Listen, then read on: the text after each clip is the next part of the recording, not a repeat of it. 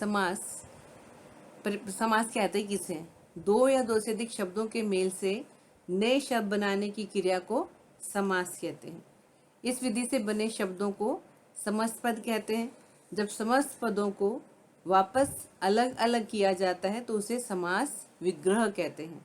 उदाहरणतः गंगा का जल पद में दो पद हैं, जैसे गंगा और दूसरा पद है जल, तो समास होने पर बनेगा गंगा जल। यदि गंगा जल का विग्रह करना हो तो पुनः हम लिखेंगे गंगा का जल। समास का दूसरा नाम है संक्षिप्तीकरण, संक्षेप में शब्दों को लिखना। समास के भेद होते हैं 6। सबसे पहला अव्ययीभाव समास, तत्पुरुष समास, कर्मधारय समास, द्विगु समास, द्वंद्व समास और बहुव्रीहि समास।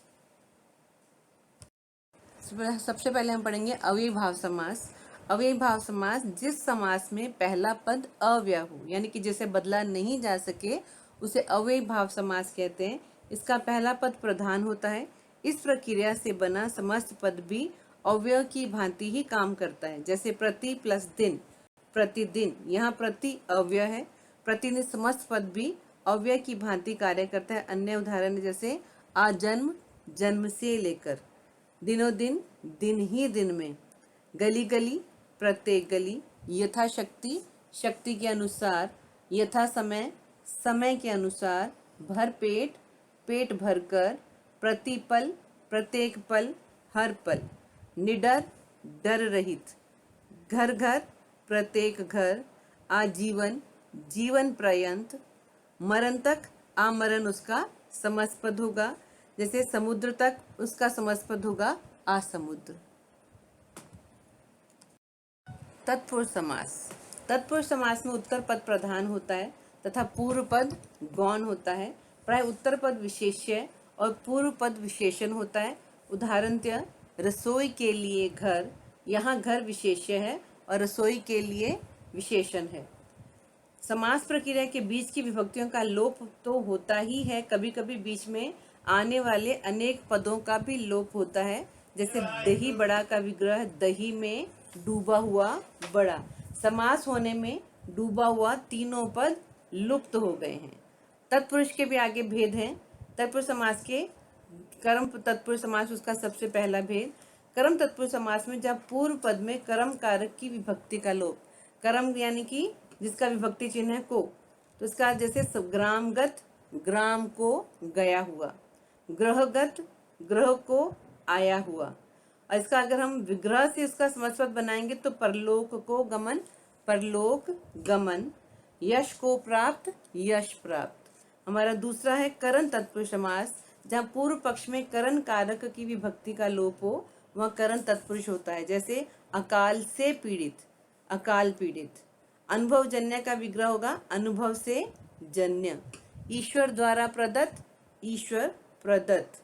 तुलसी द्वारा कृत, तुलसी कृत। अगर हम इसका प्रेमातुर का विग्रह करेंगे तो इसका विग्रह होगा प्रेम से आतुर।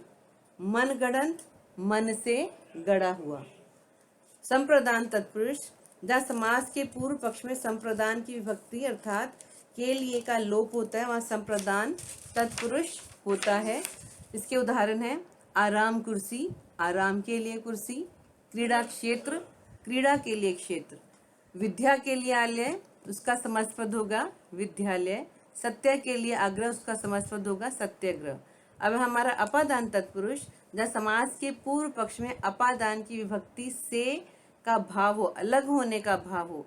कर्म में भी से था और अपादान में भी से है, लेकिन दोनों में अंतर यह है कि अपादान में जो भी चीजें वो अलग होती है। जैसे ऋण मुक्त, ऋण से मुक्त।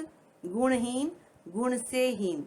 अगर हम उसका विग्रह का समस्त पद बनाएंगे तो देश से निकाला, उसका समस्त पद होगा देश निकाला। धन से हीन, धनहीन। संबंध तत्पुरुष, जहाँ समास के पूर्व पक्ष में संबंध तत्पुरुष की विभक्ति अर्थात का, के, की का लोप हो जाता है, संबंध तत्पुरुष समास कहलाता है। जैसे अमृत की धारा, अमृत धारा। आज्ञा के अनुसार, आज्ञा अनुसार। गंगा का तट, गंगा तट। अगर हम उसका समस्त पद बोलेंगे जल धारा तो उसका विग्रह होगा जल की धारा। देश रक्षा, देश की रक्षा। भारत रत्न, भारत का रत्न। अब है हमारा अधिकरण तत्पुरुष समास। अधिकरण कारक की विभक्ति अर्थात में पर का लोप हो जाता है जहाँ अधिकरण तत्पुरुष समास होता है। इसका समास पद है जैसे आत्मविश्वास, विग्रह होगा आत्म पर विश्वास। कला में निपुण, कला निपुण। गृह प्रवेश, गृह में प्रवेश। पुरुषोत्तम, पुरुषों में उत्तम। कर्मधारय समास। कर्मधारय समास में पहला पद विशेषण तथा दूसरा पद विशेष्य होता है, अथवा एक पद उपमान और दूसरा पद उपमेय होता है। सबसे पहले हम विशेषण और विशेष्य का उदाहरण, आधा पका, अध पका। दही बड़ा, दही में डूबा हुआ बड़ा। नील गगन, नीला है जो गगन। और उपमान और उपमेय का उदाहरण, कनक लता, कनक के समान लता। कमल के समान कर, कर कमल।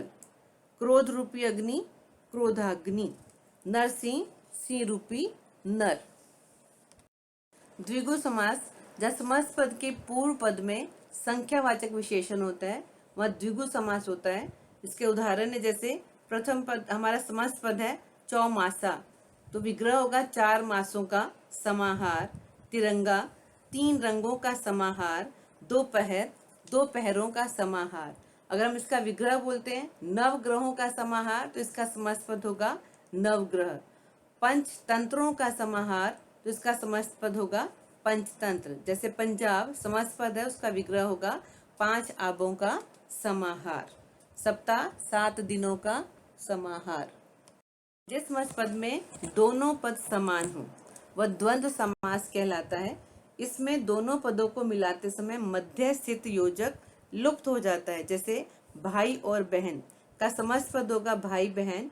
या दोनों पद समान है, समास करते समय मध्य स्थित और का लोप हो गया। अन्य उदाहरण जैसे अन्न जल, विग्रह होगा अन्न और जल। आशा निराशा, आशा और निराशा। जब हम विग्रह का समास पद बनाएंगे तो इसे गुण और दोष का समास पद हो जाएगा गुण दोष। भीम और अर्जुन, इसका समास पद होगा भीमा अर्जुन। बहुव्रीहि समास, जहाँ पहला पद और दूसरा पद मिलकर किसी तीसरे पद की ओर संकेत करते हैं वहाँ बहुव्रीहि समास होता है। जैसे एक दंत अर्थात एक दांत वाला है जो गणेश। या एक और दंत में से कोई पद प्रधान या गौण नहीं है, बल्कि ये दोनों पद मिलकर तीसरे पद गणेश जी के लिए प्रयुक्त हो रहे हैं। अतः बहुव्रीहि समास में पहला या दूसरा कोई भी पद प्रधान नहीं होता है। जैसे इसका उदाहरण है अल्प बुद्धि, अल्प है बुद्धि जिसकी अर्थात व्यक्ति विशेष। चंद्रमुखी, चंद्र के समान मुख वाली स्त्री विशेष। ऐसे ही नीलकंठ, नीला है कंठ जिसका शिव जी। अगर हम पति है व्रत जिसका, तो उसका समास पद होगा पतिव्रता। महान वीर है जो यानी कि हनुमान, उसका समास पद होगा महावीर। लंबोदर, लंबे उदर वाला गणेश।